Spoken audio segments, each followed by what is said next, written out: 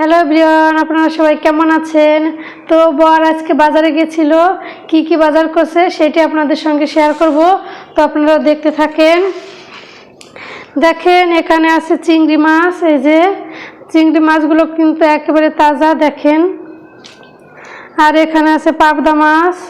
বর হচ্ছে চিংড়ি মাছ বেশি ভালো খায় আর আমি পাবদা মাছ বেশি ভালো খাই, এই জন্য দুইটা এনেছে। কেমন হয়েছে চিংড়ি মাছগুলো দেখেন, একেবারে তাজা তাজা।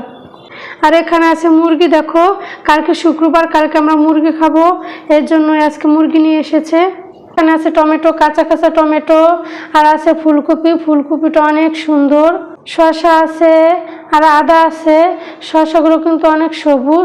বেগুন দিয়ে চপ বানাবো, এই জন্য অনেকগুলো বেগুন আনছে। আর এখানে আছে পাতাকপি।